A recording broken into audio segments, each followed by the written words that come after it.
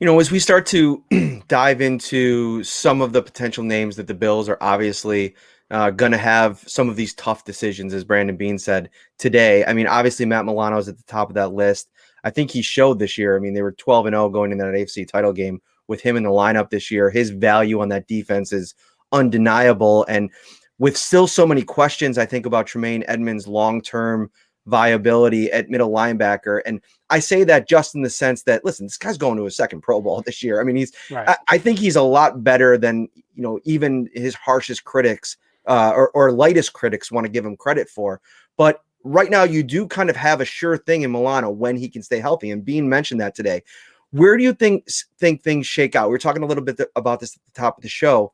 You got Milano, but you got Edmonds too. And then on the offensive side, I think Daryl Williams really showed the value at right tackle this year. And sometimes I think you got to kind of guess that they'll maybe go to the side of the ball that has Josh Allen on it when we talk about resources. In my personal opinion, I would do everything. I would be building everything around Josh, and I don't want to take pieces away from the defense. But if you're asking me to pick from one side or the other, do I think Milano's a better player than Williams? Yes, I do. But because of the position that he plays and the importance of that in the league, because we always talk left tackle, left tackle, left tackle. Well, now it doesn't really matter. You need good tackles on both sides, and he certainly gave them that.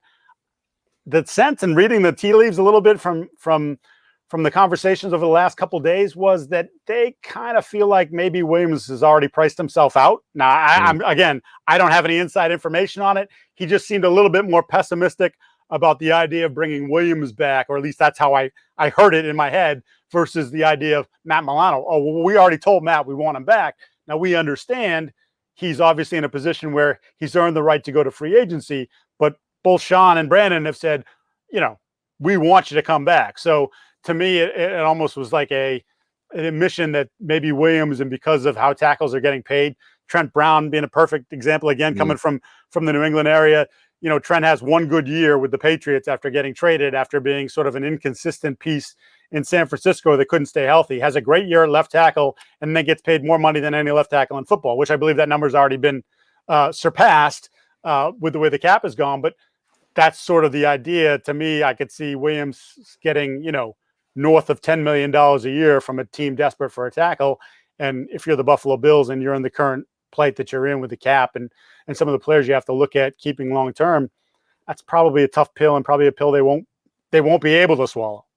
A heck of a pitch. I know, Ryan, just let me say this real quick. Heck of a pitch that Brandon Beane's going to have once the cap returns to normal. Look what I've done for guys like Jordan Phillips and, Daryl Williams. I mean, guys that were, kind of getting close to, that danger zone of, the next stop was going to be maybe the last stop.